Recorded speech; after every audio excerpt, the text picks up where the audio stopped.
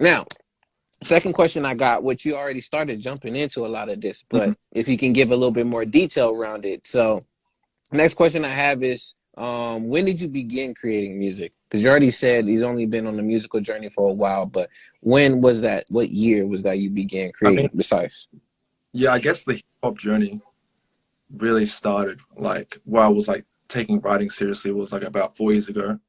But as mm, far as like, I've always kind of been a listener and observer of music since I was really young.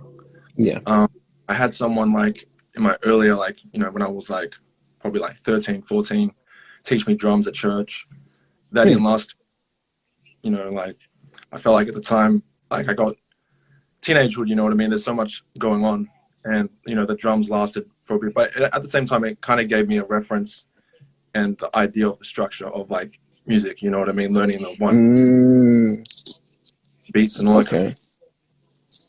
Um, but I do remember like when I was a bit younger, was always kind of like listening to lyrics and memorize mm, if I really like the song. I don't know what was up with that, at the same time, like why I would go and memorize lyrics. Like of course I enjoyed the song, but what made me go and try and like memorize lyrics and want to like sing them or rap them out, yeah, I'm what kind of like pushed that.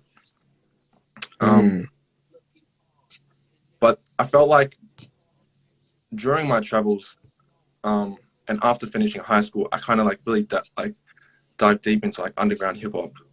mm, Traveling a lot, just listen to so much music, and it really kind of inspired me to like pursue doing my own stuff. got you.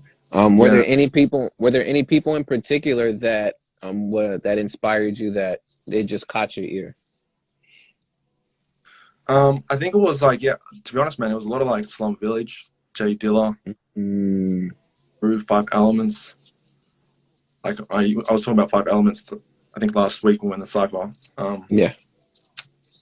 Just like that old like golden era like time like with hip hop, Mm, like stuff that okay. you will. And I feel like because of the internet, like we got exposed to so much different type of music because of the internet, and we're just lucky to kind of like be able to like find all these gems. No one really ever Yes. hears of. I'm trying to think like who was I really listening to, but it was a lot of like Slum Village for sure.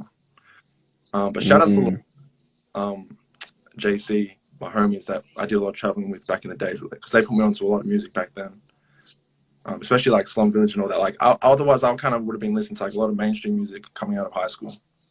You know, mm, yeah. So they kind of like put me onto the golden era music, and like okay. after that, you know what I mean. Still until Okay. this day, still always like searching for those gems, searching for new artists that no one really hears of, but they're just like dope lyrics. And there's so many. Yes.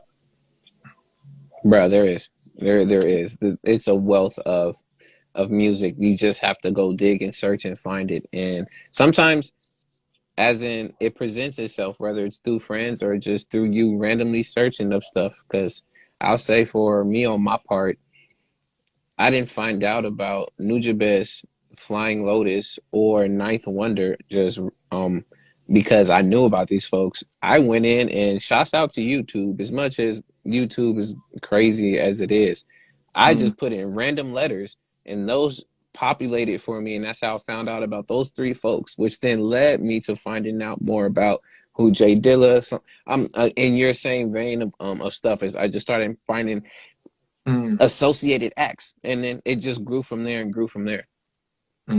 yeah, for sure, man. And Yeah. like we got like, Spotify and SoundCloud, and